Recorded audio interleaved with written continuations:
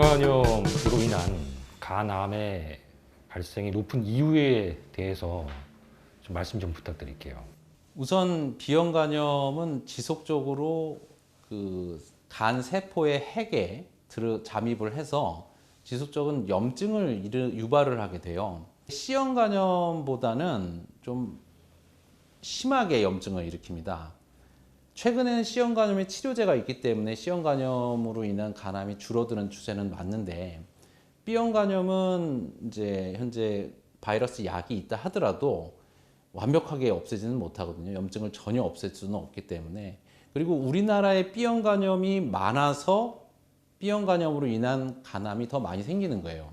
그러나 1985년부터 우리 국가적으로 이제 백신 사업을 시행을 하였고, 태어나서 B형간염 백신을 맞기 때문에 최근에는 우리나라 국민의 3~4%밖에는 없어요. B형간염 환자들이.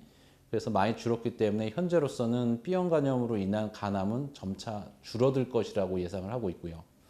그렇군요. 보통 간암의 진단이나 검사는 어떤 식으로 이루어지나요? 우리나라에서는 B형간염, C형간염, 그리고 알코올성 간염으로 인한 간경화 환자들을 6개월에 한 번씩 초음파와 피 검사를 하라고 권고를 하고 있어요. 그 환자분들이 이제 초음파를 통해서 지속적으로 검사를 하다 보면 그 이전 초음파에 없던 혹이 나타납니다. 간암이 생겼을 때는. 그러면은 보통 CT를 촬영하게 돼요. CT를 촬영하게 되면 그 보통 CT는 아니고 간에 특화된 CT죠. 동맥 조형 CT라고 해서 그 CT를 찍어서 간암을 진단하게 됩니다. 이제 그걸로 확진하게 되고요. 그거보다 조금 더 정확한 검사가 MRI 검사예요. MRI 검사는 CT에서 애매한 거를 좀 더 확실하게 보여준다는 장점이 있는 반면에 비용이 좀 비싸죠. 그렇지만 분명히 CT의 보안 검사로 충분히 좋은 검사라고 지금까지 보고가 있고 실제로 그렇게 많이 사용되고 있는 실정에 있어요. 이렇게 진단이 내려졌으면 치료는 어떻게 접근이 됩니까? 간암하고 간 기능, 그리고 간암은 얼마나 큰지, 그리고 몇 개가 있는지, 어느 부위에 있는지, 담도를 침범했는지 아니면 다른 장기로 갔는지, 이 여러 가지를 생각을 해야 되고, 간암이 10cm라서 이만큼을 자르는데 나머지 간이 버텨줄 수 있느냐. 그래서 여러 가지 치료 방법이 있어요. 수술이라고 생각하는 간 절제술, 고주파 치료, 그리고 방사선 치료, 색전술, 항암 치료, 뭐 여러 가지 치료가 있습니다. 제일 좋은 치료는 역시 간이식이에요. 간이식 말고 제외하고 여러 가지 치료들은 간 자체의 기능이 좋아질 수가 없어요. 자르면 그만큼 기능이 작아지고, 또한 지금 간암이 생긴 그 간 자체가 안 좋은 간이기 때문에 거의 대부분 재발을 합니다.